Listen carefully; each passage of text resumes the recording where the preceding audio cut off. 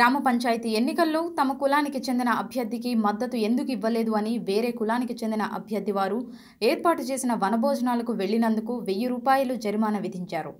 అంతటితో ఆగకుండా 8 కుటుంబాలను బహిష్కరణ చేశారు. కుల పెద్దలు గ్రామంలో పెద్ద ఎత్తున పండగ జరుగుతున్న తమ ఫోటోలు ఫ్లెక్సీలలో కూడా వేయలేదు. ఓ వృద్ధురాలు చనిపోతే అంత్యక్రియలకు కూడా హాజరు కాకపోవడంతో అధికారులకు మొరపెట్టుకున్నా వారు వచ్చి తూతూ మంత్రంగా విచారణ జరిపి వెళ్లారు. అయినా కానీ కుల పెద్దలో ఎలాంటి మార్పులు రావడం లేదు. అసలు సమాజంలో సిగ్గుపడాల్సిన కుల బహిష్కరణ ఏంటి అని గ్రామస్తులు ముక్కును వేలు వేసుకుంటున్నారు. యాదాద్రి భువనగిరి జిల్లా యాదగిరిగుట్ట మండలం సాధువెల్లి గ్రామంలో దారుణం జరిగింది. గ్రామ పంచాయతీ ఎన్నికల్లో వారి కులానికి చెందిన అభ్యర్థికి మద్దతు తెలపలేదు అని, ఎన్నికల ఫలితాల్లో ఆ అభ్యర్థి గెలవడంతో కుల సంఘం నుంచి 8 కుటుంబాలను బహిష్కరించారు. వారి ఇంట్లో జరిగే శుభకార్యాలకు వెళ్లవద్దని సమాచారం వచ్చినా కుల బహిష్కరణకు గురవుతారని నిర్ణయించారు. ఈ విషయమై బహిష్కరణకు గురైన 8 కుటుంబాలు యాదగిరిగుట్ట పోలీస్ స్టేషన్లో ఫిర్యాదు చేశారు. వెంటనే పోలీసులు రెవెన్యూ అధికారులతో కలిసి కుల సంఘాల నాయకులను మందలించి కలిసిపోవాలని కౌన్సిలింగ్ నిర్వహించారు. అయినప్పటికీ కుల సంఘంలో ఎలాంటి మార్పు రాలేదు. వెంటనే కుల బహిష్కరణ ఎత్తివేయాలంటే 10,000 రూపాయల చొప్పున సంఘానికి చెల్లించాలని కుల సంఘం వారు డిమాండ్ చేశారు. ఇటీవల జరిగిన శుభకార్యాలు, చావులకు కుల బహిష్కరణకు గురైన కుటుంబాలను రానివ్వలేదు. అధికారులు వచ్చి కుల సంఘం వారికి కౌన్సిలింగ్ నిర్వహించినా గానీ వారిలో ఎలాంటి మార్పు రావడం లేదు. సమాజంలో ఎక్కడా లేని కుల బహిష్కరణ గురైన కుటుంబాలు తమను కుల సంఘంలో ఉండేలా చేసి, అంతేకాకుండా తమను బహిష్కరణకు గురి చేసిన సంఘం పెద్దలను కఠినంగా శిక్షించేలా చూడాలని అధికారులను వేడుకుంటున్నారు.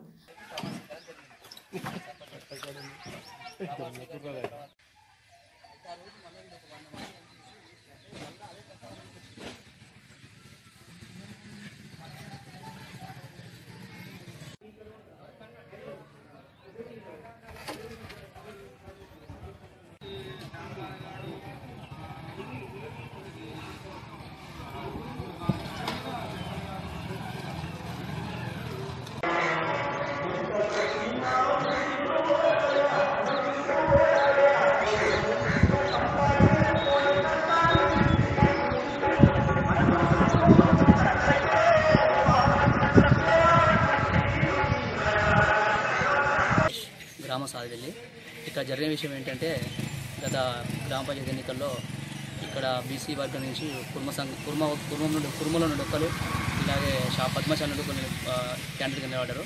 అయితే దీని విషయంలో పద్మశాలి అన్న సంతర్పణ చేస్తే కుర్మ వాళ్ళం వెళ్ళి అక్కడ అన్నం తిన్నాము.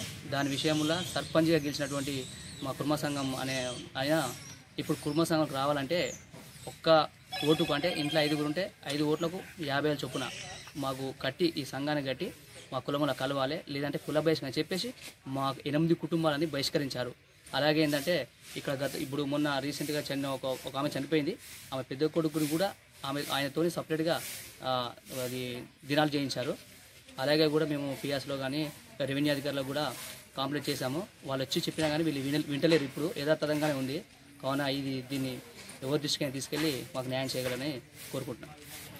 అలాగే మేము కలెక్టర్ గారికి కంప్లైంట్ చేస్తే మేడం రెవెన్యూ డిపార్ట్మెంట్, ఇలాగే పోలీస్ డిపార్ట్మెంట్ నుంచి ఎస్ఐ గారికి వచ్చి కూడా వీళ్ళకు కూర్చోబెట్టి ఇది బాగుండదు, కరెక్ట్ కాదని చెప్తే కూడా వీళ్ళు వినకుండా యథాతథిగా అలాగే జరుపుతున్నారు. కావున దీన్ని మీరు చర్య తీసుకోవాలని కోరుకుంటున్నాం. మా ఆయన పేరు సిద్ధమల్లయ్య. కుల బహిష్కరణ అనేసి మా ఇంటికి ఇవ్వాలి రామన్నారు. పండుగ చేస్తామంటే కూడా చేయనియలేదు. ఊళ్ళే ఏది చేయనిస్తలేరు, రాణిస్తలేరు, పోనిస్తలేరు. మా అత్తమ్మని కూడా ఇంట్లోకి రాణిస్తలేరు. అన్నీ పక్కకు జరిపిర్రు. మా నాయన కూడా రావద్దు అంటారు. కులముల్లో కలవనిస్తలేరు. ఇప్పుడు పాలోళ్ళు వస్తలేరు, దేవుని ఎత్తుకొనియలేదు. పండుగ చేస్తామన్నారు. తీర తయారైనాక ఎత్తేసిర్రు. ఇప్పుడు రోజు లొల్లులు తయారు చేస్తారు. ఊళ్ళే ఏమన్నా అంటే ఇక మా ఆయన జాబ్ కేసరి పెట్టాలన్నట్టు ఉన్నది అందరికీ. ఏమన్నా తీర తయారైనాక మీరు ఈడ చేస్తే మేము ఇంకో తాన చేయమని అంటారు అన్నట్టు. ఇక ఇంట్లో పండుగ ఆపిరు, వేరే వాళ్ళని బయట వాళ్ళని తీసుకొచ్చుకున్నాం, చేపించుకున్నాము. ఇప్పటికి కూడా ఇంకా గొడవలు ఏమున్నాయో ఊళ్ళో మాకు తెలియదు. ఇంకా మేము బయటకు వెళ్ళలేదు. నిన్నటి వరకు అయిపోయింది. నిన్న చుట్టాలు ఉండగా కూడా పంచాయతీ తయారు చేసిర్రు, తిట్టిర్రు మమ్మల్ని.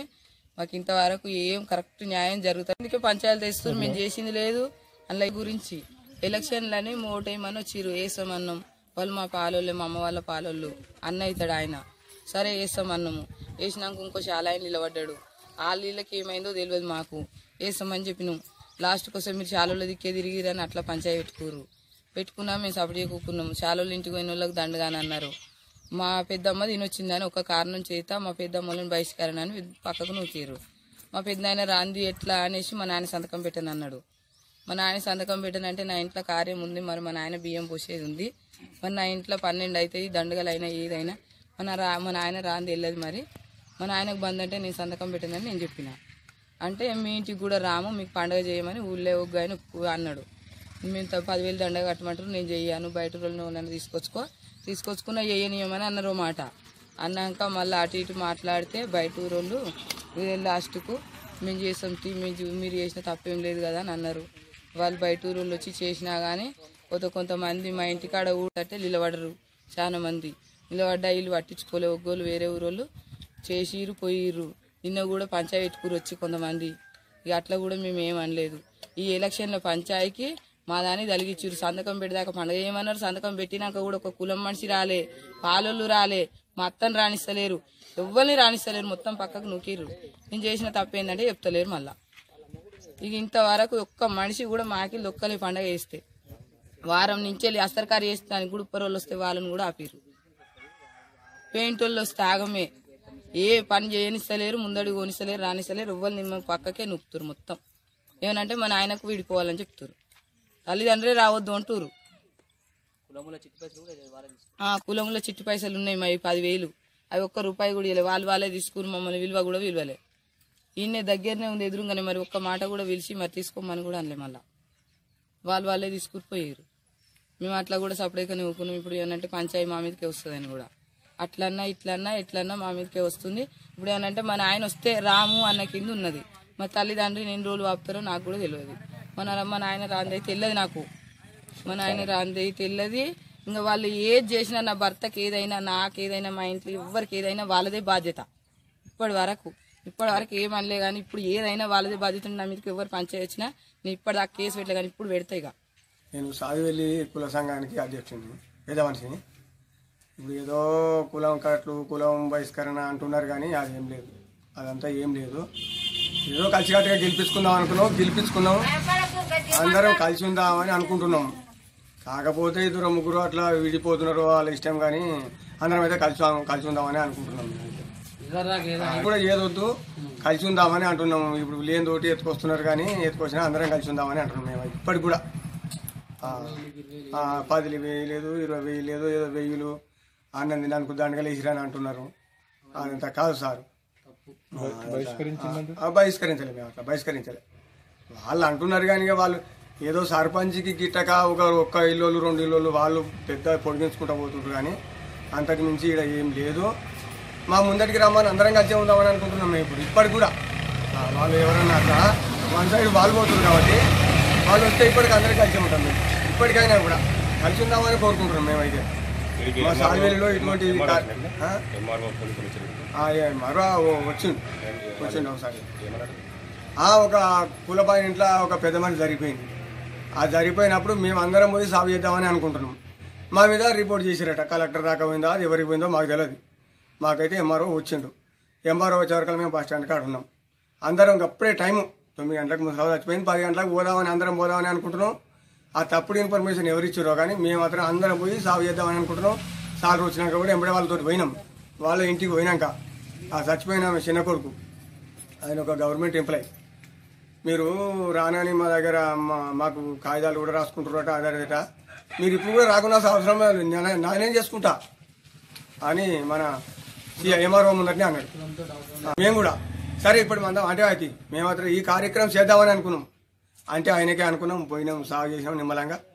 ఇక సపరేట్ కూకున్నాం. అంటే వద్దు దినాలు వాళ్ళ అన్నదమ్ములు సపరేట్ చేసుకుంటారు. ఆ విషయాన్ని మేమేం చెప్తాం, ఎవరన్నా మమ్మల్ని అడుగు రాండ్రి, మీరు రాండ్రి, మీ పెద్ద మనుషులు వచ్చి మీరు అడుగు రాండ్రి, మా అన్న ఏర్పాటు మా తమ్ముడు ఏర్పాటు పోతుందంటే మేము పోయి అడిగేటోళ్ళని. మా దగ్గరికి వాళ్ళు రారే, సపరేట్ కూకున్నాం. మేమేం చేస్తాం, రమ్మంటే పోయి అడగమంటే అడుగుతాం. మేము ఇప్పటికి కూడా అడుగుతాం ఏదైనా ఉంటే. మన సాదివేల గ్రామంలో మీసా చంద్రమ్మ గత 15 రోజుల క్రితం మరణించినది. ఆ మరణించిన సందర్భంలో కుటుంబంలో వారి యొక్క మనవడు మీసా గణేష్ ఫిర్యాదు మేరకు వారు మా చనిపోయిన తల్లి చనిపోయిందని తెలియపరచగా మా కుటుంబంలో మా యాదవ సంఘం వాళ్ళు, గ్రామ పెద్దలు కూడా మా ఇంటికి రాకుండా మమ్మల్ని కులం నుంచి వెలివేశారని తెలియపరచడం జరిగింది. ఆ సందర్భంలో నేను, తహసీల్దార్ యాదగిరిగుట్ట మరియు మా స్టేషన్ హౌస్ ఆఫీసరు ఎస్ఐ గారు మధు గారు వారి సిబ్బందితోటి మా ఆర్ఐ బిఆర్ఓ సిబ్బందితోటి చనిపోయిన వారి ఇంటిపైన కంప్లైంట్ మేరకు వెళ్ళడం జరిగింది. ఆ సందర్భంలో గ్రామంలో ఉన్న వాళ్ళ కులం బహిష్కరించిన వాస్తవం కాదా అని విచారణ చేయగా వాళ్ళు వ్యక్తిగత కారణంలో వారిని వాళ్ళ కులం పెద్దలను ప్లస్ గ్రామ సర్పంచ్ని గ్రామంలో అందరూ పెద్ద మనుషులు అందరినీ తీసుకుపోయి చనిపోయిన వ్యక్తి కుటుంబం ఎవరైతే కంప్లైంట్ చేశారో ఆ కుటుంబం దగ్గర తీసుకువెళ్ళి వారిని మళ్ళొకసారి ఇలా కులం పేరుతో కానీ వెలివేయడం కానీ అలాంటి చేయకూడదని చెప్పి ఆ చనిపోయిన కుటుంబంలో దాన సంస్కారాలకు జరిగేటట్టు చర్యలు తీసుకున్నాము. మరలా కులం పేరుతో కానీ వెలివేయడం కానీ అలాంటి చేస్తే చట్టరీత్యా చర్య తీసుకుంటారని కూడా హెచ్చరించడం జరిగింది.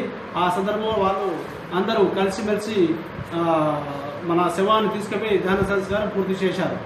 తదుపరి ఏమైనా మళ్ళా ఆ గ్రామంలో ఇలా కుల బహిష్కరణ ఏమైనా జరిగితే మళ్ళీ ఒకసారి నేను వెళ్ళి మా స్టేషన్ హౌస్ గారి ఎవరు దాని బాధ్యులను చట్టపరమైన చర్యలు తీసుకుంటామని మీకు తెలియజేస్తున్నాను.